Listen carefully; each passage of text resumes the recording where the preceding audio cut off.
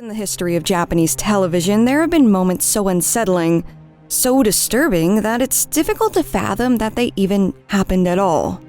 Tonight, we're exploring 10 disturbing incidents that were broadcast on Japanese television.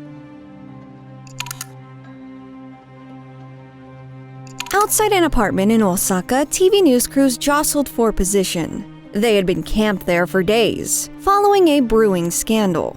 Reporters hoped to catch a comment from the person who lived in this apartment, a man named Kazuo Nagano, regarding some concerning allegations. They had also heard rumors of this man's arrest occurring very soon. Though instead of a comment or arrest, the cameras caught something far more gruesome.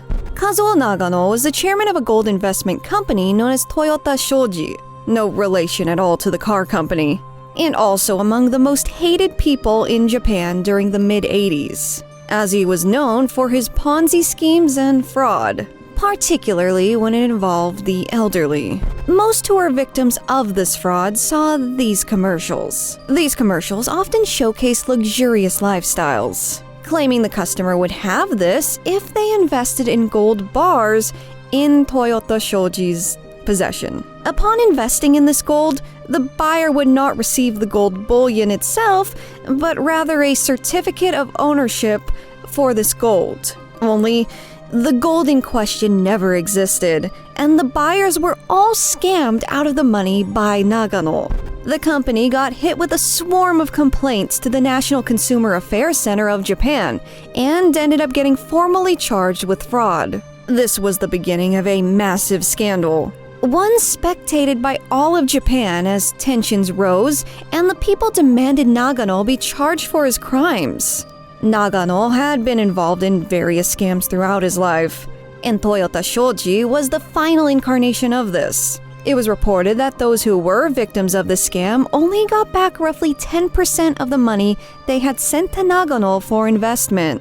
And because many of these victims were elderly and lost their life savings to the scam, the public was enraged at what Nagano had done and demanded justice. The scandal reached its peak in June of 1985. By this point, Kazuo Nagano was fully outed for his crimes and under intense scrutiny. It was on June 18th that numerous news outlets waited outside Nagano's apartment, many filming, taking photos, and even broadcasting live footage. He was expected to be arrested that very day, and footage of that was highly anticipated and sought after by the media. So, the crowd of reporters remained outside his door until that eventually happened, though that arrest never did occur, because without warning, two men pushed through the crowd of reporters and stormed Nagano's home in full view of the rolling cameras. For a second, the journalists watching thought that they were witnessing an arrest or some kind of stunt. That illusion shattered with shouting from inside. The assailants had stabbed the 32-year-old chairman to death. Nagano was assassinated on live TV as reporters surrounding his apartment filmed two men break in and murder him. Nobody stopped the man or helped in any way. Some even photographed the men during the act. These horrific photos later being published on the front page of newspapers, completely uncensored. The men emerged only moments later, calmly telling the still filming reporters to call the police. They waited among the crowd for police as Nagano's body was wheeled out on a stretcher. Who were these men? They themselves were in workers' clothes, and later claimed that they were hired by people who were directly scammed by Nagano. One man received 10 years in prison, while the other received only 8 years. Viewers at home heard the pandemonium, the shouts of reporters, sirens blaring, and realized that they had just witnessed a murder on live television. The footage aired repeatedly on news broadcasts that day, searing itself into Japan's collective memory. Never before had such violence been captured so explicitly on live TV. The public, already angry at Nagano's fraud, found themselves conflicted. Horrified by the brutality witnessed, yet grimly fascinated by what was being sensationalized by the media.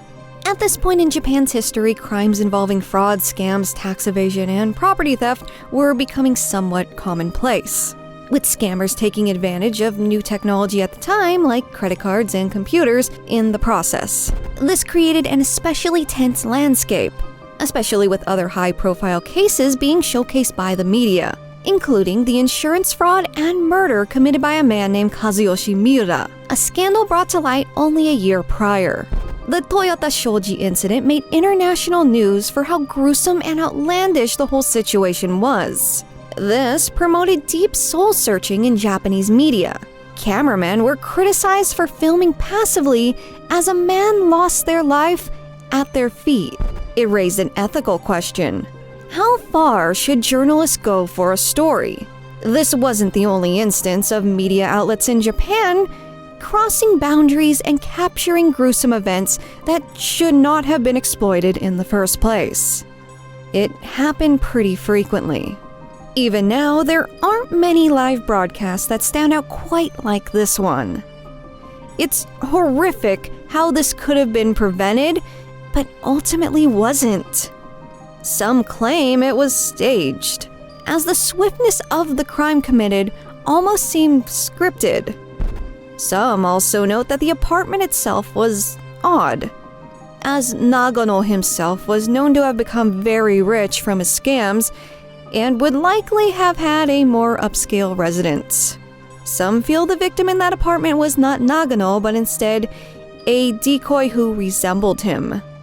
A common theory, but just a theory nonetheless.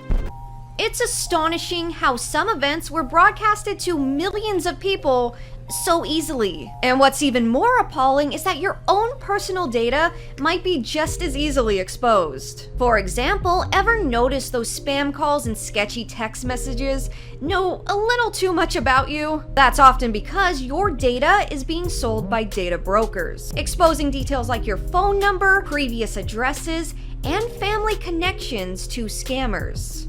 Thankfully, today's sponsor, Aura, can help. Aura goes the extra mile to safeguard your personal information, scrubbing it from data broker sites to make it significantly harder for identity thieves and spammers to get their hands on it. Aura also monitors the dark web for sensitive data, offers a secure VPN for safe browsing, and includes a password manager to keep your account secure. Take control of your privacy today. Try Aura free for 14 days at aura.com/Sakura-Stardust. And see if your data has been exposed. In the early 2000s, Japanese variety shows were notorious for wild stunts and extreme pranks. But one late-night Fuji TV show, Taikutsu Kizoku, meaning bored nobles, went way too far, resulting in a disturbing incident that was kept hidden for years. Bored Nobles aired from late 2003 to 2004 on Fuji TV. Typically, the show's gimmick was having bored quote-unquote noblemen, those being the comedians and guests, watch strange videos without reacting. If they laughed or showed any emotion, they'd get punished. Kind of in the same vein as Silent Library. The subject matter was typically fairly tame. Or at least, more tame than the segment that caused this incident. In December of 2003, show producers had found an eccentric old man who called himself the Eastern Rambo. He boasted of supernatural abilities, astral projection, walking through fire, out-of-body experiences, and the producers, hungry for spectacle, decided to facilitate a challenge for the man to prove these claims.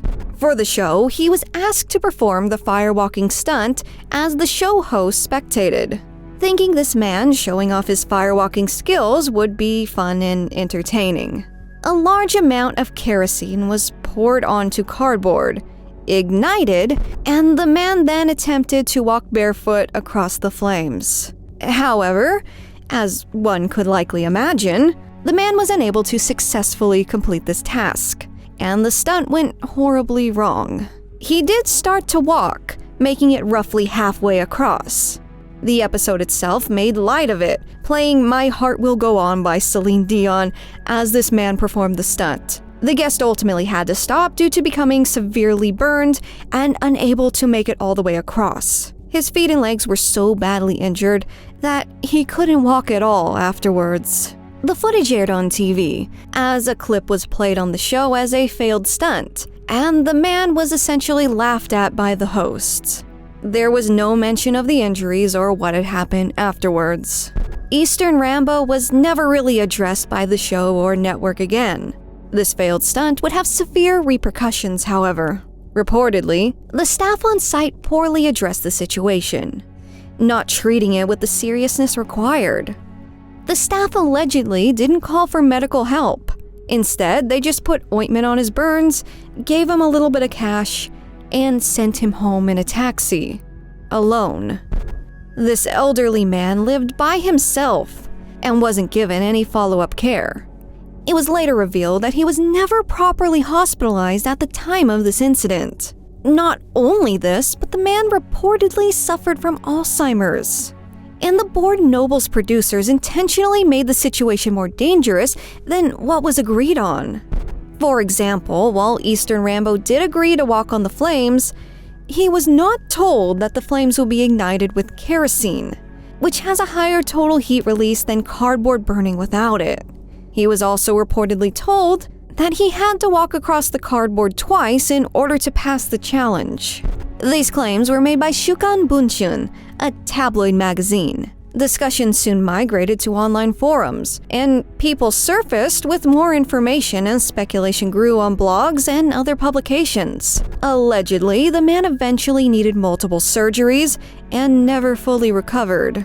He was hospitalized later and passed away in 2007, reportedly from complications due to the burn sustained from his TV appearance. People remain upset that Fuji TV never publicly acknowledged the incident.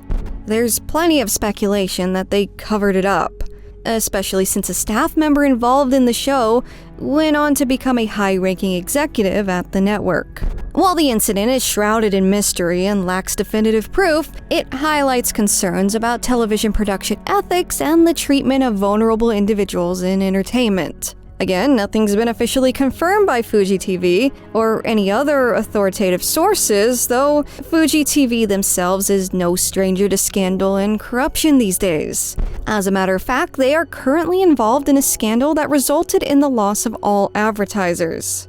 Koichi Minato, who served as a producer for Board Novels, the program where the firewalking incident occurred, later ascended to the position of president of Fuji TV.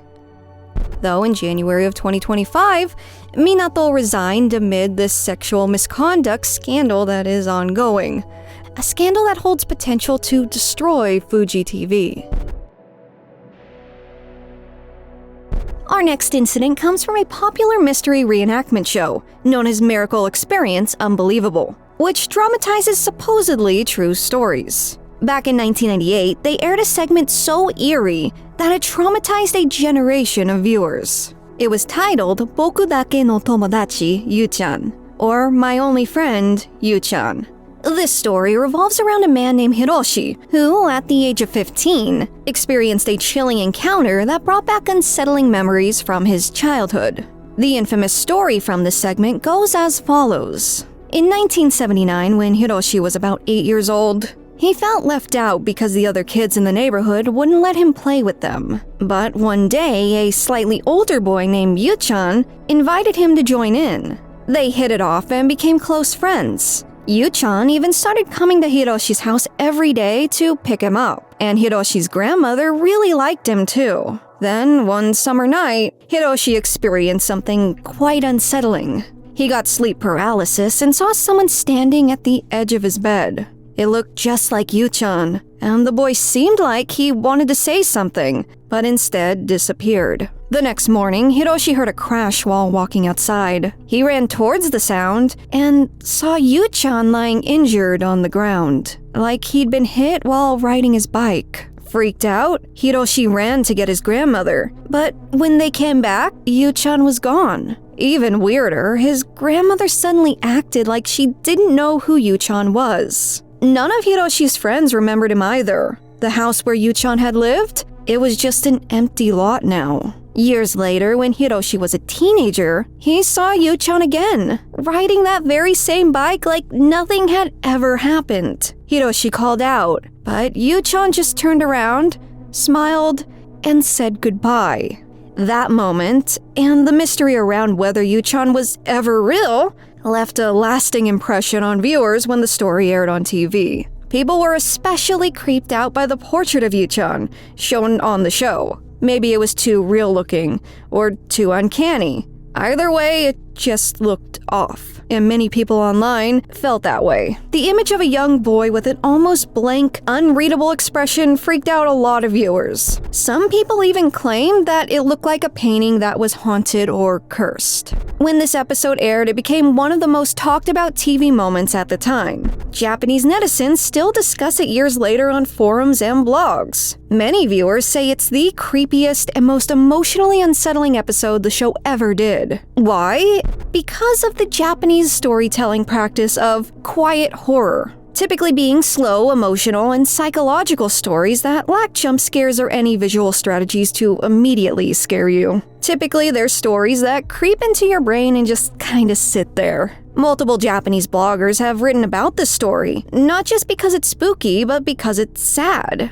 It has this strange blend of ghost story and childhood loneliness. A lot of people relate to being left out or wanting a friend, and the idea that the one person who understood you might not have existed, that hit a lot of people hard. This segment has become so traumatizing that many refer to it online as a quote-unquote broadcast accident. So in Japanese media, a broadcast accident typically refers to an unintended on-air mishap. However, over time, the term has also been adopted by viewers to describe moments that are particularly shocking, or unsettling, or emotionally impactful, even if they were scripted and intentional. Overall, the Yu-chan segment is remembered for its powerful storytelling and the profound effect it has on its audience, solidifying its place as a memorable piece of Japanese horror television. It's recalled even today, as Yahoo Answers posts surface every now and then recalling the story itself and even asking where it came from. Kind of a nar/tip of my tongue kind of thing.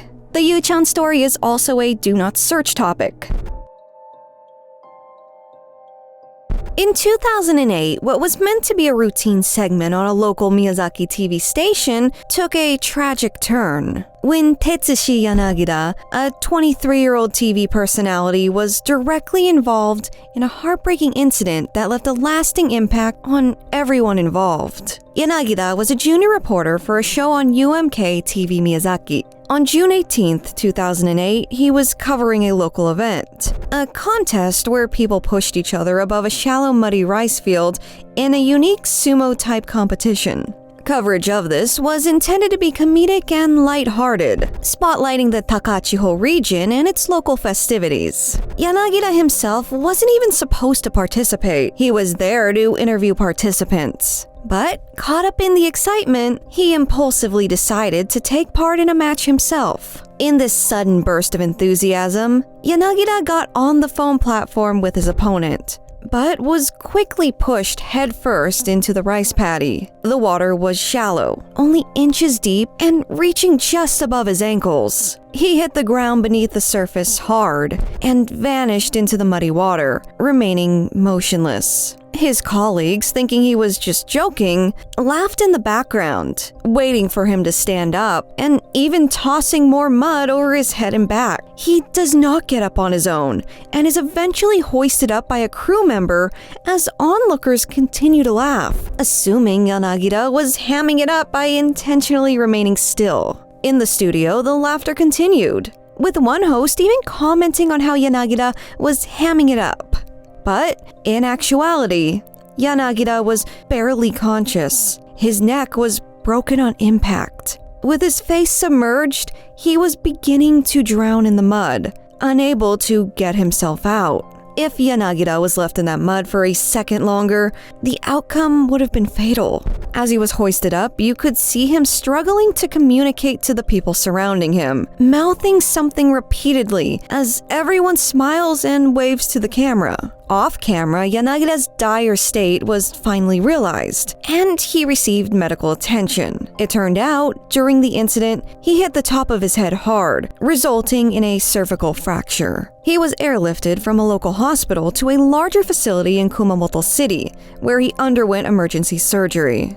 Despite being told that he had a 99% chance of being bedridden for life and was likely to live with quadriplegia, Yanagita remained mentally clear and held on to hope. He even recorded his last words for his wife and children at the doctor's request. This was prior to going into a long and complicated surgery. Yanagita recalls not fully grasping the gravity of the situation at that time. Rehabilitation was long and grueling. At the start, even sitting up caused him to faint due to damaged nerves and unstable blood pressure. Slowly, though, he began to regain limited mobility, first in his shoulders and then his arms. It took nearly a year for his fingers to move from his chest up to his chin, and in total needed 4 years of rehabilitation across multiple hospitals and cities. Despite remaining largely paralyzed and unable to sit unaided, Yanagita did return to broadcasting. He resumed live appearances 5 years later in 2013 for the variety show Mappos. Even though he relies on a wheelchair and cannot use his abdominal muscles, Yanagita maintains a positive outlook and is still very active today. He is still with TV Miyazaki today and makes occasional updates on the station's official webpage. In 2023, he was a guest lecturer at a local high school and discussed his experience and progress.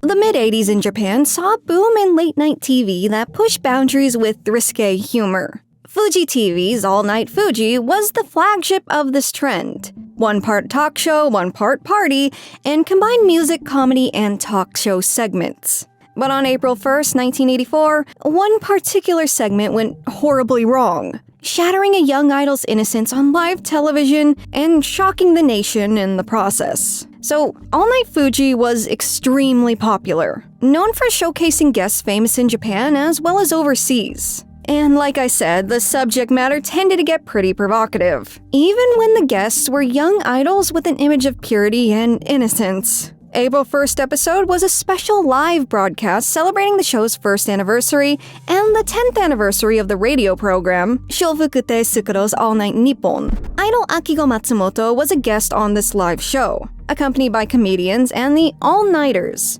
a group of regularly appearing college-age girls.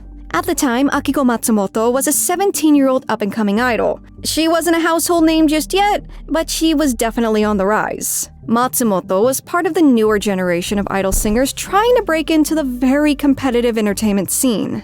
She had already debuted as a singer and was making regular TV appearances, especially on variety shows and idol-centric programs.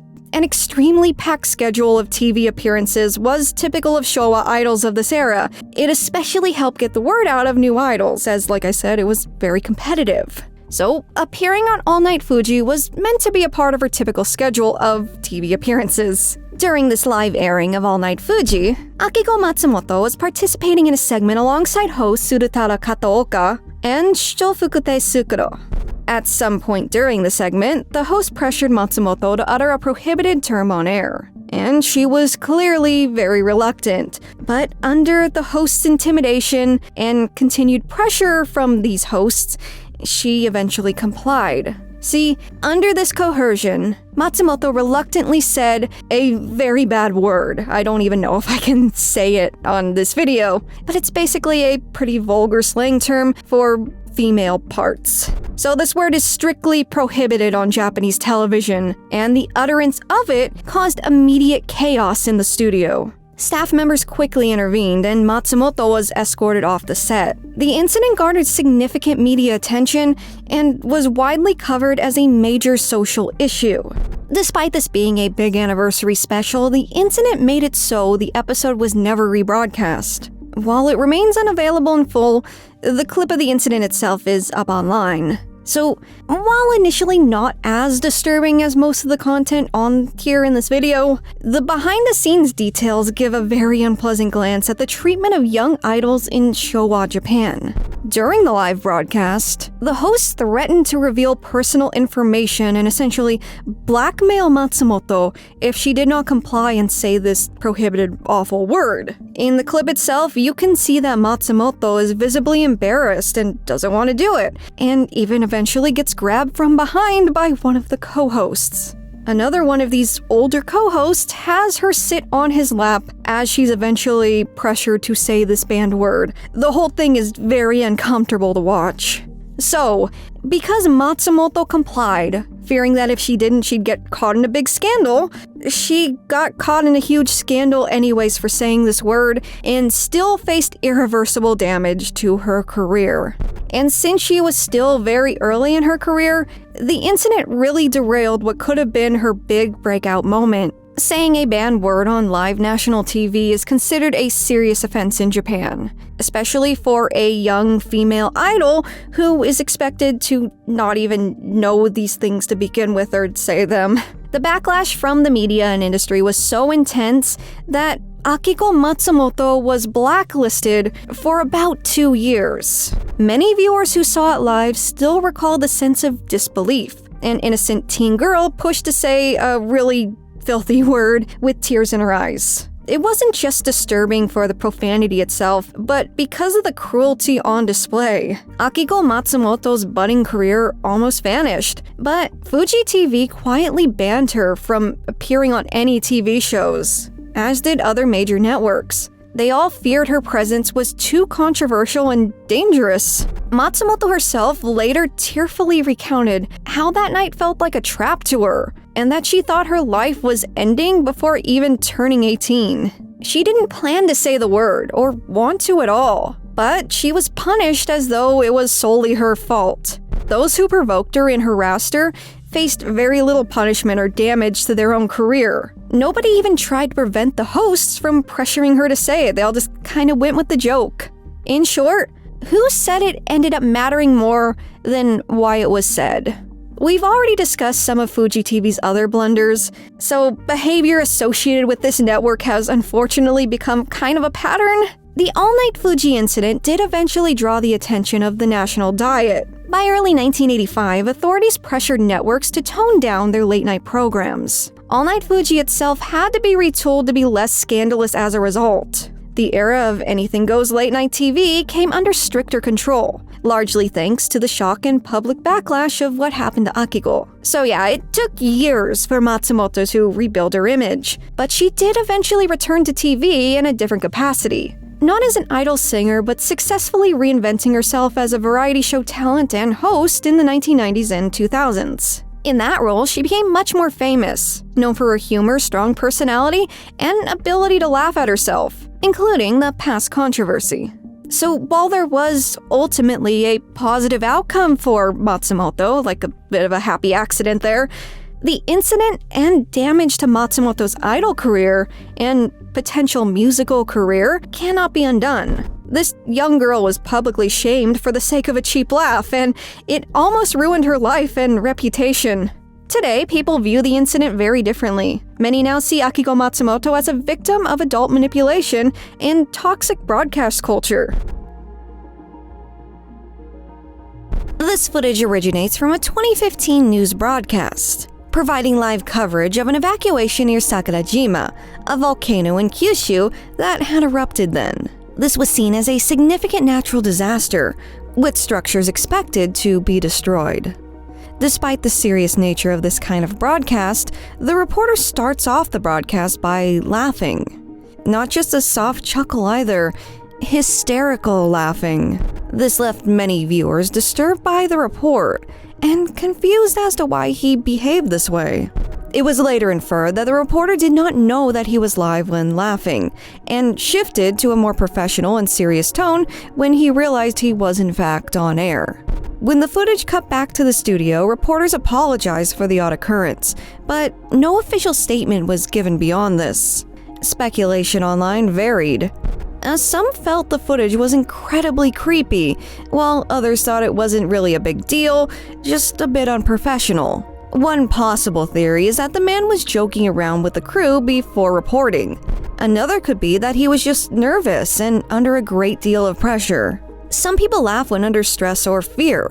The man could have been on edge due to the environment and impending danger of the incident. Immediate danger as well as any threats to homes or loved ones. Now, not much was said about this one following the incident itself, aside from discussions online.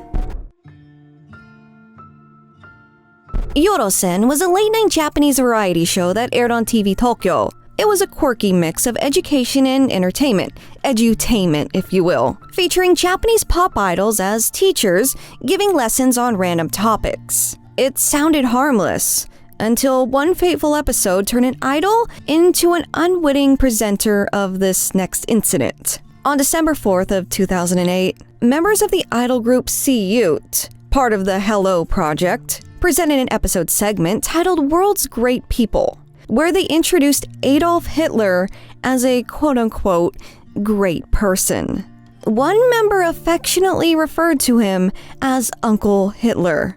His speeches were also praised for their quote-unquote healing effect, and impersonations were performed on the show as well, all with a lighthearted and comedic context despite how horrendous the actual subject matter was. The broadcast sparked immediate and widespread backlash, particularly online. Viewers criticized the show for its lack of historical awareness, especially regarding the atrocities committed by the person discussed in this episode. Commenters on internet forums were baffled, unsure of how the idols in the segment, as well as the showrunners themselves, were so ignorant of history and why this was aired in the first place. In response to the uproar, TV Tokyo issued an apology on December 8th, stating that the content was based on an incorrect understanding of history and was inappropriate. The production company SSM also apologized, acknowledging a lapse in their internal review processes and promised to prevent similar incidents in the future. Yorosen concluded its run shortly thereafter. The collaboration between Hello Project and SSM dissolved from this incident as well. From here, cultural and historical awareness was enforced more by TV Tokyo. C-Youth remained active until 2017, though some of the members did leave the group in 2009. Yukino Kikuma was a reporter for Fuji Television, joining the network in 1995, and quickly became a well-known announcer, hosting popular programs such as Mezamashi TV, FNN Super News, and various volleyball broadcasts. Her energetic and engaging reports made her a household name in Japan at the time. On September 2, 1988, during a live segment on Mezamashi TV, Kikuma was demonstrating an emergency evacuation device designed to lower individuals safely from high-rise buildings. Despite the intended safety, this device was improperly secured during this demonstration with Kikuma. This was unfortunately not known until it was too late. As this footage was shown to the nation live, the device came loose and Kikuma suddenly fell from the 5th floor of this building, that being approximately 13 meters or 43 feet, falling onto a mat below. The news crew initially assumed the device was supposed to lower this way, but as the crew moved closer to Kikuma, it was clear that something was wrong. She was not responding.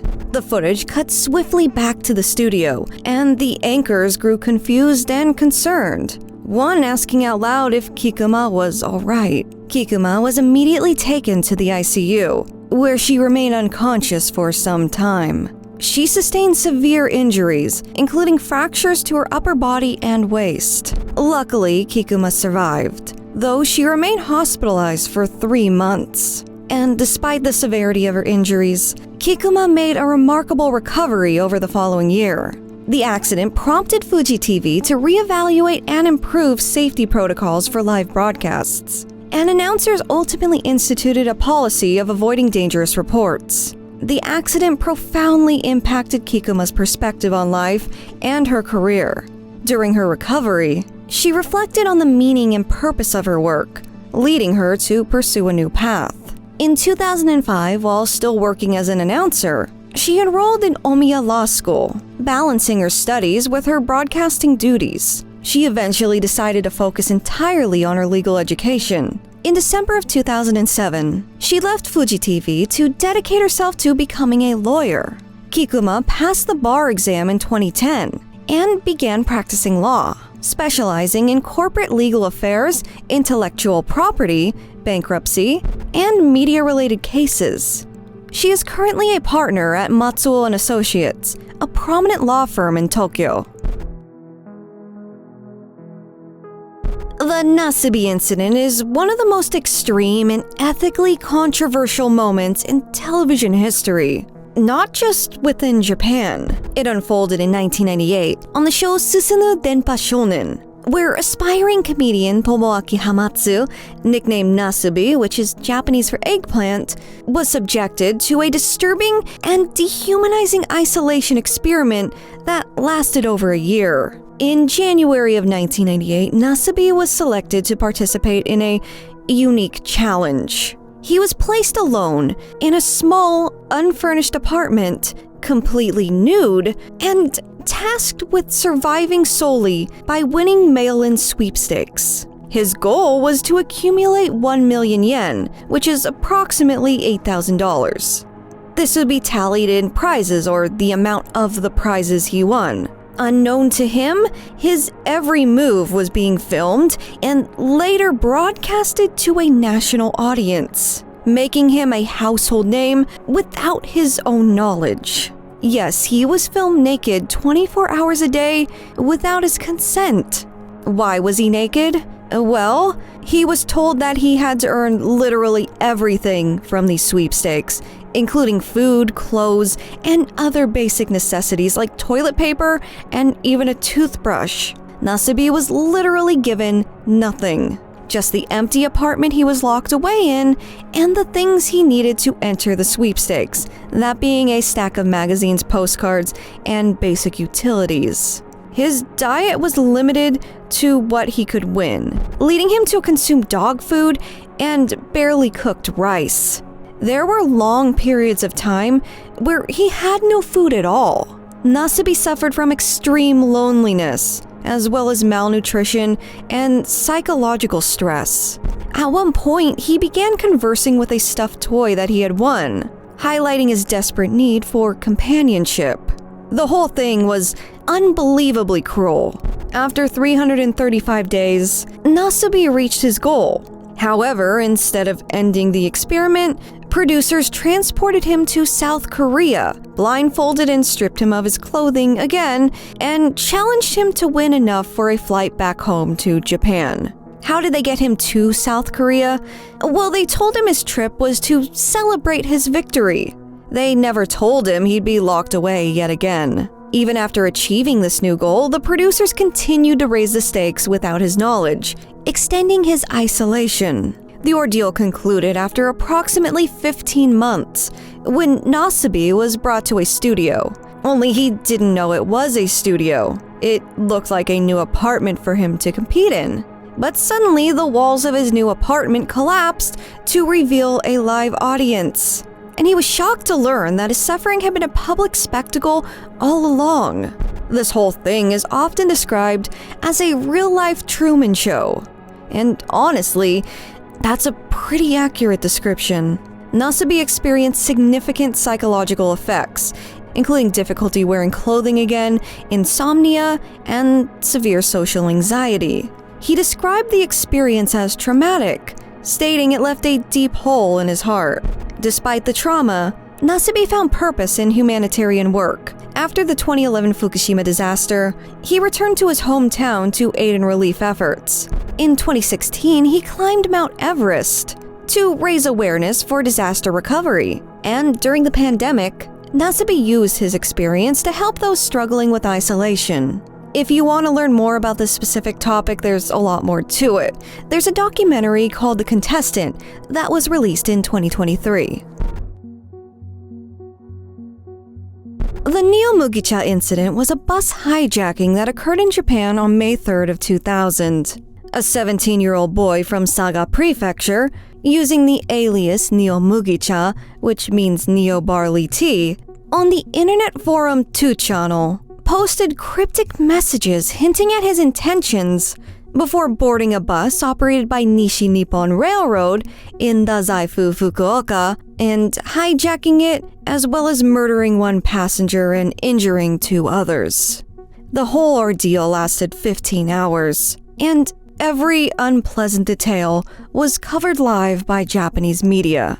Japanese news outlets, including NHK and major commercial networks, interrupted regular programming to deliver continuous updates. Viewers witnessed live overhead shots of the hijacked bus as it moved through Dazaifu. Reporters stationed near police barricades relayed developments, including negotiations and the arrival of special police units, particularly the SAT, Japan's elite counter-terrorism unit, as they prepared to intervene. The tense atmosphere in and around the bus communicated the urgency and gravity of the situation, though the whole uncensored nature of this whole thing sparked further debates over media responsibility. While there were more boundaries enforced in this situation versus ones that had occurred in the decades prior, many lives were endangered in real time, and the assailant was clearly unwell and unpredictable. Eventually, the ordeal concluded when Japan's Special Assault Team stormed the bus and apprehended the hijacker,